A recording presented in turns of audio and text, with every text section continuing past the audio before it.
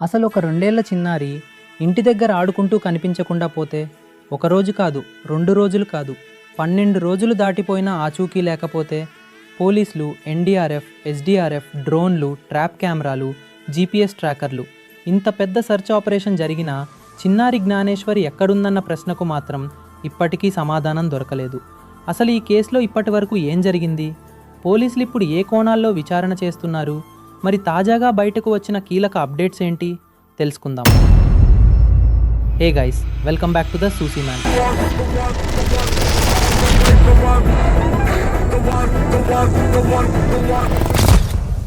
కాకినాడ జిల్లా తుని మండలం సిహెచ్ అగ్రహారం గ్రామానికి చెందిన 2 ఏళ్ల చిన్నారి జ్ఞానేశ్వరి జూన్ మొదటి వారంలో అనుమానాస్పద పరిస్థితుల్లో అదృశ్యమైంది.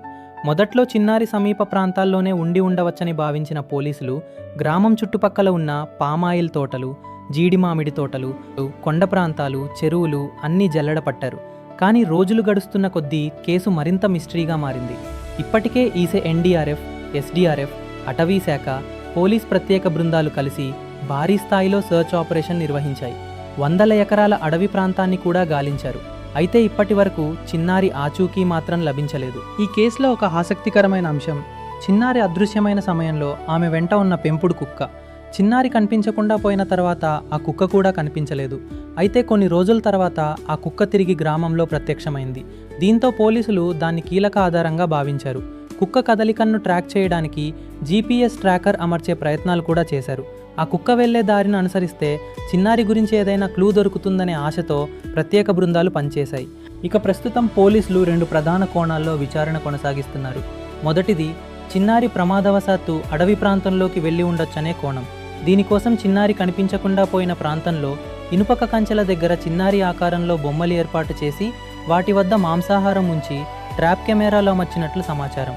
అక్కడ అడవి జంతువుల కదలికలు ఉన్నాయా, కొండ చిలువలు లేదా ఇతర జంతువులు ఆ ప్రాంతంలో ఉన్నాయా అనే అంశాలపై కూడా నిఘా పెట్టారు. మరోవైపు కిడ్నాప్ కోణాన్ని కూడా పోలీసులు పూర్తిగా వదిలిపెట్టలేదు.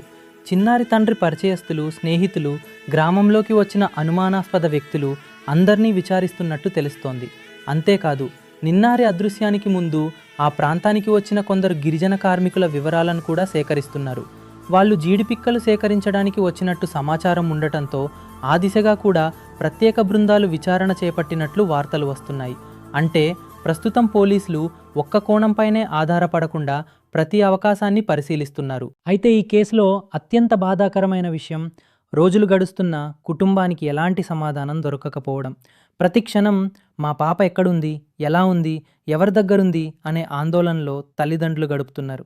గ్రామస్తులు కూడా చిన్నారి క్షేమంగా తిరిగి రావాలని ప్రార్థిస్తున్నారు. ప్రస్తుతం అధికారికంగా చెప్పాలంటే జ్ఞానేశ్వరి కేసు ఇంకా మిస్టరీగానే ఉంది.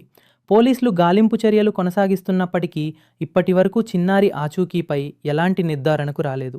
కానీ విచారణ మాత్రం ఆగలేదు. కొత్త క్లూస్ కోసం అధికారులు నిరంతరం ప్రయత్నిస్తున్నారు. ఇక్కడే ఈ కేసులో ఒక కొత్త ట్విస్ట్ కనిపించింది. ఆ కంచె దగ్గర చిన్నారి ఆకారాన్ని పోలి ఉండే 2 బొమ్మలను పోలీసులు ఏర్పాటు చేశారు. అంతేకాదు, వాటి వద్ద మాంసాహారం కూడా ఉంచారు. దీనికి కారణం ఏమిటంటే ఆ ప్రాంతంలో కొండ చిలువలు లేదా ఇతర అడవి జంతువులు ఏమైనా ఉన్నాయా అనే విషయాన్ని తెలుసుకోవడం. మాంసాహారం వాసనకు జంతువులు వస్తే అవి ట్రాప్ కెమెరాల్లో రికార్డ్ అవుతాయని అధికారులు భావిస్తున్నారు. అంటే చిన్నారి విషయంలో అడవి జంతువుల కోణాన్ని కూడా పోలీసులు పూర్తిగా పరిశీలిస్తున్నారన్నమాట. ఇంకో ఆసక్తికరమైన కోణం కూడా వెలుగులోకి వచ్చింది. జ్ఞానేశ్వరి ఇంటి వెనుక ఉన్న జీడి మామిడి తోటల్లో వేసవి సమయంలో గిరిజనులు జీడిపిక్కలు సేకరించడానికి వచ్చారని సమాచారం. దీంతో ఆ గిరిజనులలో ఎవరైనా చిన్నారిని తీసుకెళ్లారా అనే అనుమానంతో కూడా పోలీసులు దర్యాప్తు చేస్తున్నారు. రంపచోడవరం ప్రాంతానికి చెందిన సుమారు 15 మంది గిరిజనులు చిన్నారి అదృశ్యమయ్యే దాదాపు 15 రోజుల ముందే అక్కడికి వచ్చినట్లు సమాచారం రావడంతో ఒక ప్రత్యేక బృందాన్ని అక్కడికి పంపించి విచారణ చేపట్టినట్లు తెలుస్తోంది. ఇంకా ఈ కేసు ఎన్ని రోజులు కొనసాగుతుందో, చిన్నారి జ్ఞానేశ్వరి ఆచూకీ ఎప్పుడు దొరుకుతుందో ఇప్పుడే చెప్పలేం. కానీ ఒక విషయం మాత్రం ఖచ్చితంగా చెప్పొచ్చు, ఈ ఘటనలో తల్లిదండ్రుల నిర్లక్ష్యం కూడా ఒక ప్రధాన కారణంగా కనిపిస్తోంది.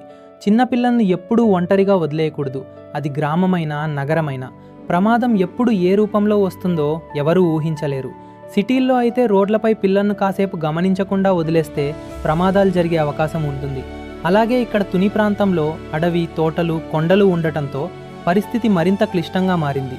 చిన్నారి కనిపించకుండా పోయిన వెంటనే ఎలాంటి స్పష్టమైన ఆధారాలు దొరకకపోవటం వల్లే ఈ కేసు ఇంత పెద్ద మిస్టరీగా మారిపోయింది.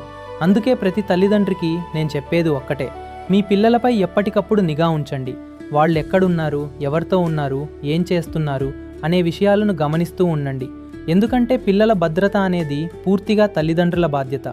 ఏదైనా దుర్ఘటన జరిగిన తర్వాత బాధపడటం కంటే అది జరగకముందే జాగ్రత్తలు తీసుకోవడం ఎంతో మంచిది.